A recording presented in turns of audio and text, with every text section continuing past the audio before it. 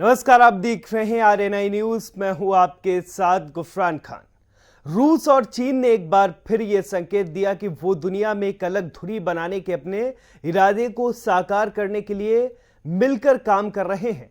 इस बार मौका Saint Petersburg International Economic Forum का था, जिसे रूस अपने दावोस की तरह आयोजित करता रहा है। रूसी राष्ट्रपति व्लादिमीर पुतिन और फिर चीन के राष्ट्रपति शी जिनपिंग ने सेंट पीटर्सबर्ग फोरम को संबोधित किया। पुतिन ने दो टूक ऐलान किया कि एक ध्रुवीय विश्व का अंत हो चुका है। तो चलिए बात करते हैं।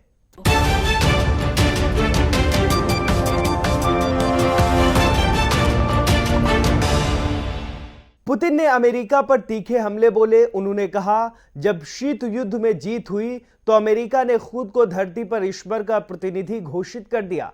उसने खुद को ऐसे देश के रूप में पेश किया जिसकी कोई जिम्मेदारी नहीं, सिर्फ जिसके स्वार्थ हैं। उसने अपने स्वार्थ को पवित्र घोषित कर दिया। यह वन वे ट्रैफिक था जिसे दुनिया अस्थिर हो गई है।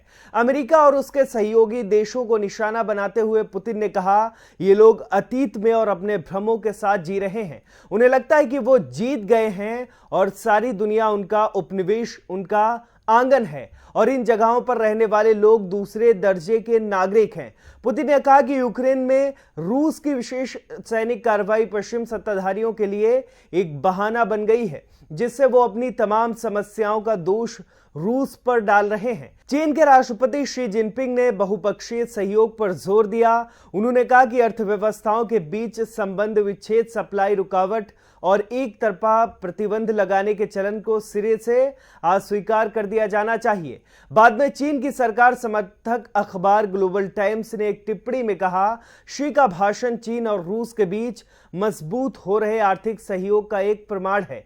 ग्लोबल टाइम्स ने विशेषज्ञों के हवाले से कहा, रूस यूक्रेन संकट के दौरान अमेरिका और पश्चिमी देशों ने कई तरह के प्रतिबंध लगाए हैं। इन एक तरफा प्रतिबंधों से दुनिया को शीत युद्ध की तरफ ढकेला गया है।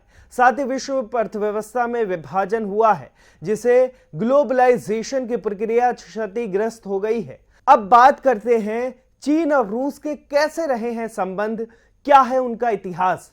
रूस और चीन के बीच संबंध उतार चढ़ाव भरे रहे हैं।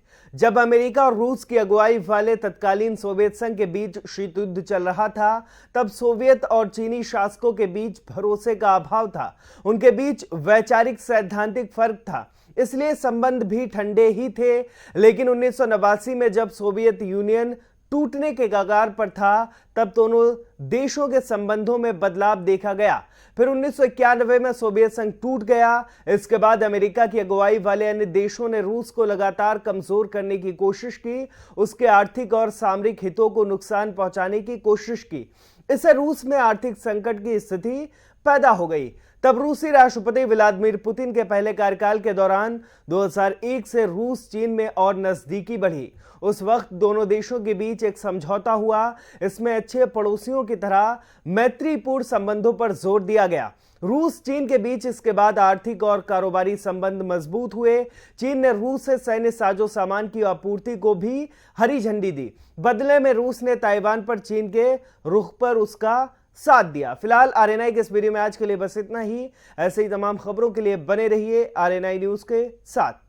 हमारे चैनल को लाइक करें, सब्सक्राइब करें, बेल आइकन को जरूर दबाएं और वीडियो को ज्यादा से ज्यादा शेयर करें। देश दुनिया की तमाम खबरों को नए अंदाज में देखने के लिए बने रहें हमारे साथ और देखते रहें आरएनआई न्यूज।